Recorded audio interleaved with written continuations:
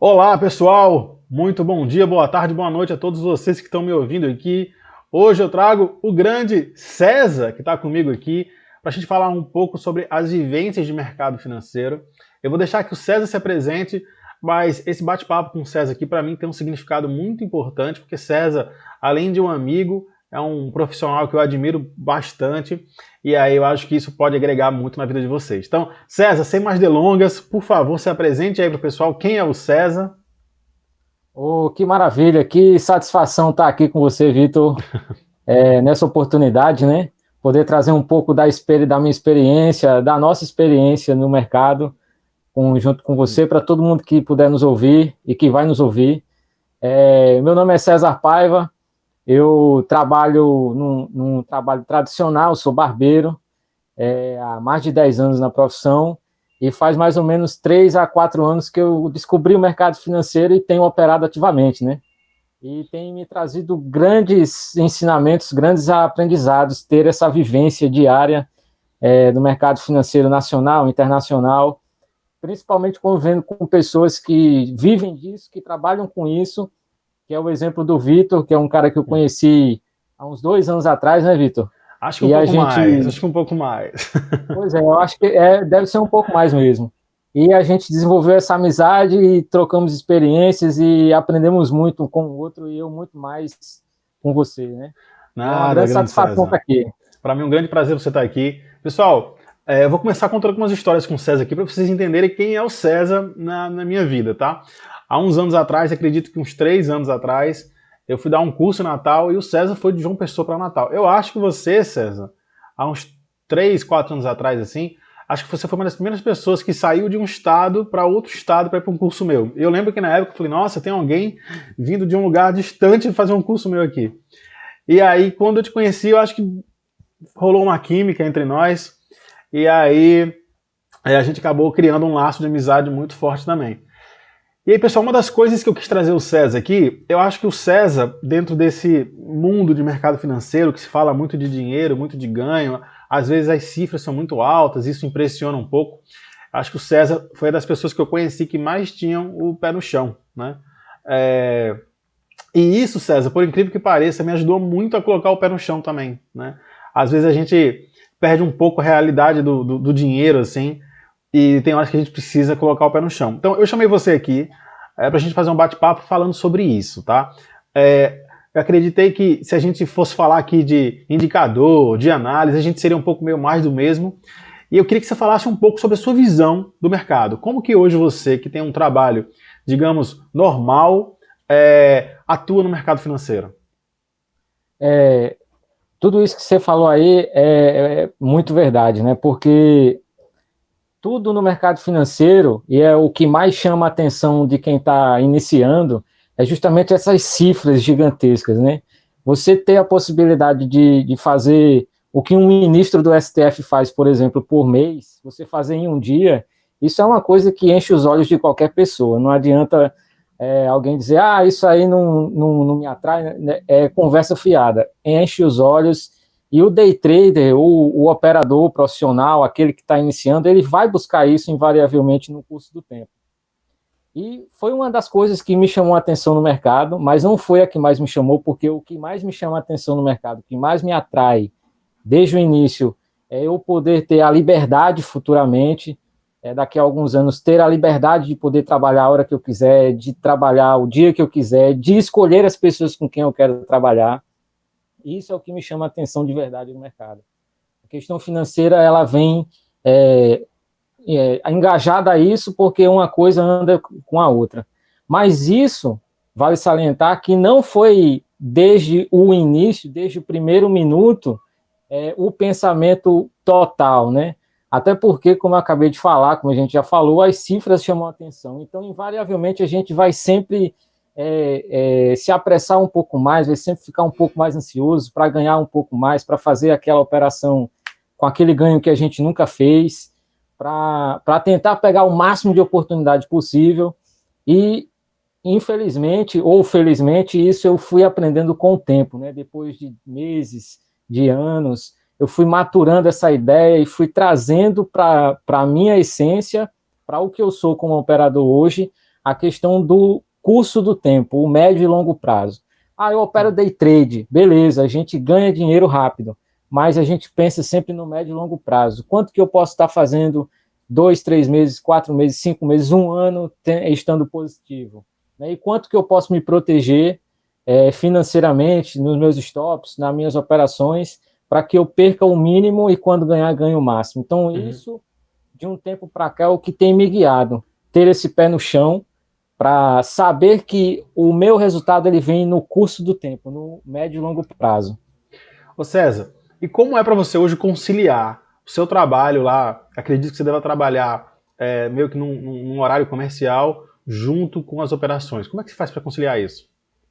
Então, eu iniciei com o mercado financeiro nacional, né? Nossa B3, ações, mini índice, mini dólar, e acaba havendo um conflito de horário, porque eu trabalho no horário comercial, das 9 da manhã às 18 horas, e como que eu fiz para começar a operar nesse mercado, né? Eu fui adaptando os meus horários, fui adaptando a minha forma operacional, utilizando tempos mais longos para poder dar entradas. Obviamente que eu acabo, algumas vezes, sofrendo um pouco mais com stops, mas aí, dentro do meu gerenciamento de risco, eu consigo gerenciar esses stops. E aí, quando eu pego uma operação muito boa, linkando o tempo que eu tenho ali para fazer algumas operações, tanto no day trade quanto no swing trade, e trazendo isso para num curto prazo, como a gente fala de day trade e swing trade,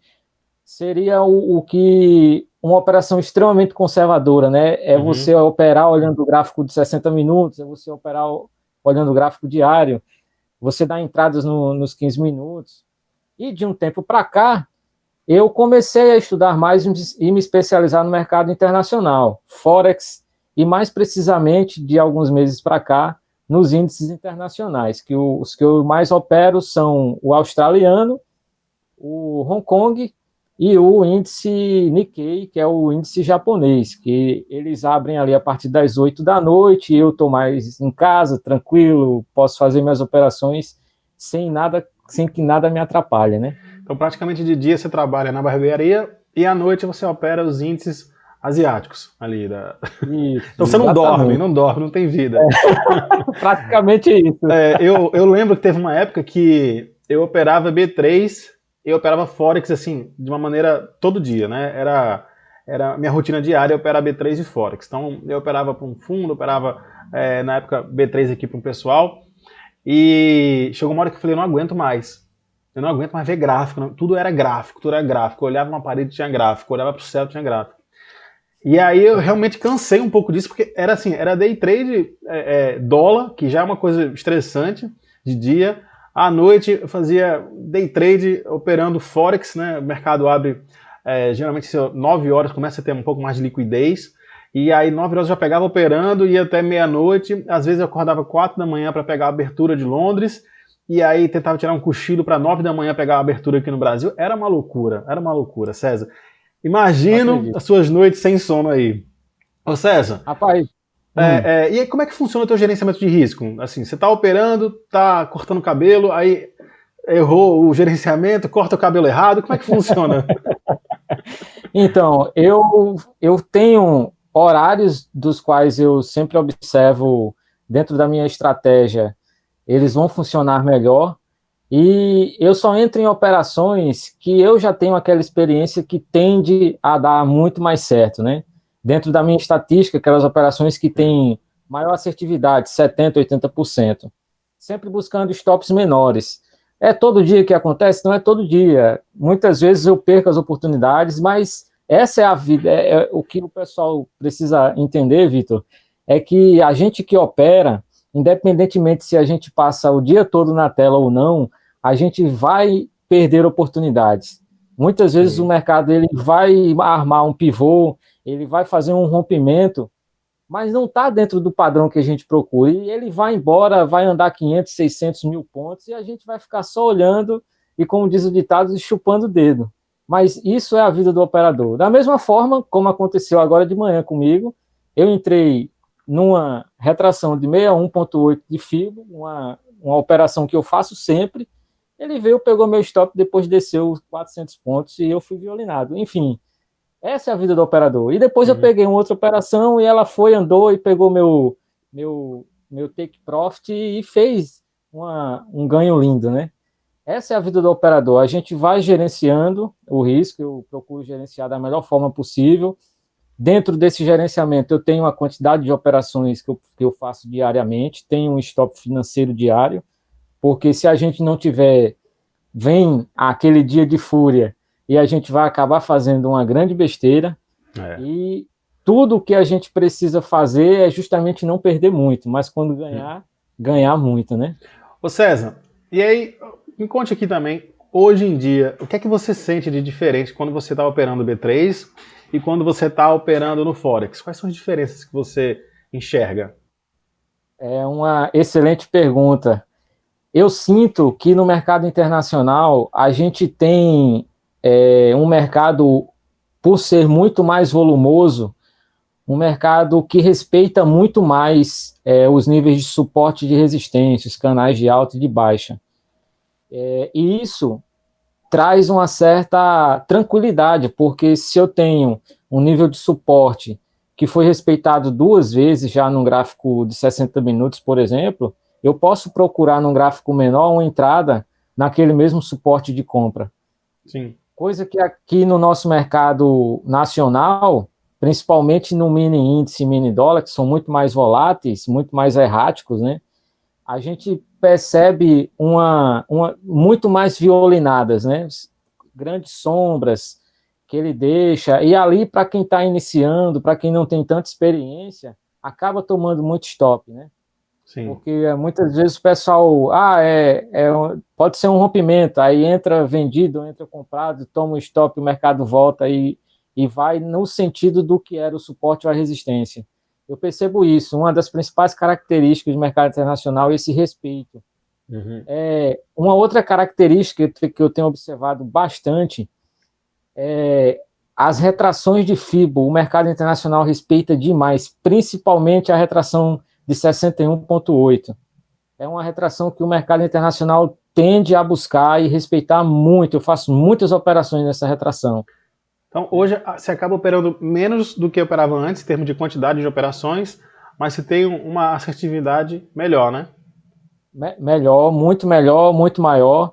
E até um pouco, posso dizer, contraditório ao que a gente vê muito por aí, o pessoal ensinando, que é, por exemplo, você deixar o mercado andar um período do dia para poder fazer a sua análise e ver se ali dentro daquele dia você tem realmente a operação que você procura. A gente vive num mundo extremamente ansioso, né? E essa ansiedade atrapalha demais o operador. A gente tem que aprender a ter paciência e esperar o momento certo de entrar nas operações. Porque cada um tem o seu momento, né? Cada um tem sua forma de operar. Eu já operei ao vivo em algumas salas, já operei para alguns grupos, e eu lembro que muitas vezes eu falava assim, cara, não tem operação na tela. A pessoa, não, tem que entrar, tem que fazer alguma coisa. Eu falei, cara, não tem. E aí muitas vezes nessa ânsia de ter que fazer alguma coisa, você acaba fazendo uma merda, né? Uma besteira. O César, e aí queria perguntar a você uma série de coisas aqui. Você é uma pessoa que tem muito conteúdo. Me conte também, César, hoje, tá? Como é que funciona o teu gerenciamento de risco? Como é que funciona a tua carteira hoje? Hoje eu opero aqui no Brasil ações, faço day trade em ações, às vezes o swing trade. Swing trade, por exemplo, eu procuro sempre entrar em pivôs de alta, que não tenha mais do que R$1 de stop, por exemplo. Ou seja, eu procuro operações que me dão de R$2 a R$3, R$4, R$5 em ações, mas que me dê no máximo R$1 de stop. No mini índice, por exemplo, que é o que eu mais gosto de operar, eu não me sinto bem operando dólar. Já tentei por diversas vezes, mas não consigo operar dólar. Opero o mini índice, que é onde eu tenho mais assertividade. Meus stops, eles variam entre 250 a 300 pontos, ou seja, tem mais do que isso, eu prefiro perder a oportunidade. Tem menos do que isso, maravilha, eu tenho um escape ali para aguentar a operação. Então, sempre que eu tenho um pivô de alta, que eu tenho um pivô de baixa, que eu tenho um possível rompimento, eu procuro sempre esses stops do mini índice de 300 pontos no máximo. Uhum. Se eu tiver menos do que isso, como muitas vezes acontece, eu tenho stops de 100, 120 pontos, maravilha. Aí entra um outro detalhe. Eu entro um pouco mais pesado, porque eu tenho essa vantagem de ter um stop menor, colocar mais contratos e, de repente, fazer um ganho muito maior num tempo menor. No mercado internacional, da mesma forma, eu procuro sempre stops pequenos, né, stops ali de, por exemplo, 100 pips, 150 pips, no máximo 200 pips, mas sempre buscando operações mais longas, de 300, 400 pips, 500, até mais. Um dia desse eu fiz muito mais do que isso. Mas sempre buscando stops pequenos, em retrações, em pivôs de alta ou de baixa, rompimento. Aí um detalhe, eu aprendi a operar rompimento no pullback. Dificilmente eu entro na hora de romper, eu sempre prefiro esperar o mercado romper, voltar a fazer o pullback, para me dar mais segurança, né? Eu acho que o melhor de tudo que a gente opera, para quem opera, Vitor, é justamente você ter a certeza de que aquela operação está dentro de tudo que você procura. E Sim. Quando aquela operação se realiza em lucro, é uma satisfação enorme que a gente tem, porque a gente estuda e trabalha para isso, né? Sempre. No início é um pouco viciante, né? No início você fica assim, eu preciso operar, preciso entrar numa operação aqui, preciso fazer alguma coisa. E aí acho que você vai crescendo, né? Vai evoluindo dentro do mercado. E aí você vê que o que interessa no final das contas, para mim são duas coisas também. Uma é a qualidade de vida e a outra é o quanto de dinheiro você consegue fazer. Não adianta você fazer muito dinheiro sem qualidade de vida, como também não adianta você ter o dia inteiro livre, mas não ter dinheiro também, né? E aí eu vejo hoje a gente gravando esse conteúdo aqui na parte da tarde, você de camisa florida e eu também. Esse é um tipo de liberdade que muitas vezes não tem preço, né? Eu até pouco tempo atrás era gestor de uma holding e jamais eu ia estar no período da tarde de camisa florida gravando um vídeo aqui com as pessoas que eu gosto. Estaria certeza que operando alto, estressado, com um monte de gente, e aí muitas vezes a gente precisa fazer boas escolhas, assim, como na vida também no trade, né? Então, César, você está muito bonito de camisa florida, viu? Queria também Obrigadão, cara. Elogiar o seu stylist aí. E, César, deixa eu falar uma passagem também que eu lembro muito, assim, de você, que para mim mudou algumas chaves na minha vida e no meu operacional também. Eu lembro que uma vez a gente estava no carro, acho que tinha operado um dia, e foi duas passagens, tá? Na verdade, com você. E a gente entrou no carro, na época eu tinha uma Mercedes grandona, brancona, e todo mundo com carrão, BMW, Land Rover. Eu falei, porra, César, bora ganhar dinheiro para comprar um carro. Aí você falou, porra, Vitor, eu não tenho dívida, esses caras aí tudo parcelou o carro. Aí eu falei, poxa, é verdade. Aí eu falei, é verdade, né?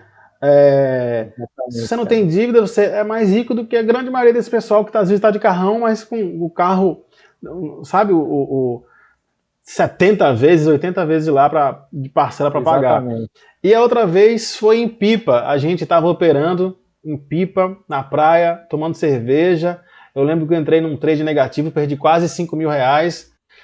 E aí falei, putz, César, que merda eu fiz aqui. Aí você falou, Vitão, eu falei, cara, não era para operar na praia. A gente veio para cá, se quis operar de qualquer jeito, olha o que deu.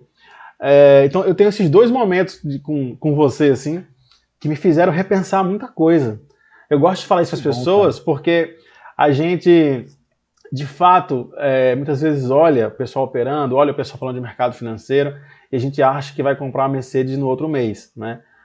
Eu demorei um bom tempo para comprar minha Mercedes, mas depois que a gente teve a nossa conversa, eu ressignifiquei muito a minha Mercedes e hoje eu ando de Uber. Talvez eu esteja muito mais rico do que muita gente aí andando de Mercedes, né? Exatamente. Mas, César, eu agradeço demais o papo. Queria que você fizesse aí suas considerações finais, falasse aí para o pessoal que está nos assistindo aí o que é que você acha, o que é que você indica sobre o mercado. O principal que eu tenho para falar é estudar bastante. A gente nunca para de estudar, né? A gente está sempre com um livro na mão, está sempre vendo alguém mais antigo do que a gente operando e passando dicas. A gente está sempre procurando entender uma coisa que é importantíssima, entender o contexto ao qual a gente está inserido, não só o contexto nacional, mas o contexto mundial ao qual a gente está inserido, porque tudo isso influencia das nossas operações. Como um dia desse, um amigo meu, que opera também, principalmente ações, ele tinha feito uma bela operação em Suzano, que é totalmente atrelada ao dólar, e aí ele estava ganhando 10% em Suzano, segurou um pouquinho mais, e no dia seguinte o BC veio e deu uma paulada no dólar, desceu mais de 3% o dólar no dia, e ele acabou encerrando a operação em Suzano com 3% de ganho. E o mais interessante, que o BC já tinha dito no dia anterior que ia fazer um leilão às 11 horas da manhã, ou seja, enquanto ele estava ganhando um pouco mais, era para ter encerrado a operação. Sim. Então, tudo isso, esse estudo, essa busca, esse entendimento pelo contexto geral, nacional, mundial, a nossa busca por uma serenidade, por operar de forma mais tranquila, menos ansiosa, tudo isso são dicas essenciais para quem está iniciando, para quem já está há algum tempo. A gente se exercitar sempre. A paciência e os nossos estudos, o nosso operacional, sempre ir buscando aprimorar mais, né? Eu acho que essa é a grande dica. E, junto com isso, sempre observar o médio e longo prazo. Eu sou day trade, eu sou swing trade, mas eu opero para o futuro. Eu quero chegar aos meus 50 anos e quero poder olhar para um lado, olhar para o outro e dizer, pô, hoje eu vou para tal lugar, hoje eu não quero trabalhar, a partir de agora eu estou de boa, eu trabalho se eu quiser. Eu acho que a grande sacada do negócio é essa. E não ter dívidas. É verdade. César, muito obrigado. Espero que vocês tenham gostado, pessoal, do César. O César é um parceiro meu de longas datas, então vocês vão ver o César muito mais vezes aqui com a gente, tanto nos nossos canais aqui do Economiflix, tanto nas minhas redes sociais, tanto nas análises aqui que a gente está conversando para César fazer as análises de Forex aqui do Economiflix. Então, César, muito obrigado pelo seu tempo aqui comigo, muito obrigado pela troca de conhecimento, muito obrigado a vocês aqui que estão nos assistindo agora aqui pelo Economiflix. Eu sou o Vitor Santiago e a gente se encontra aí pelo meio do mundo. Até logo!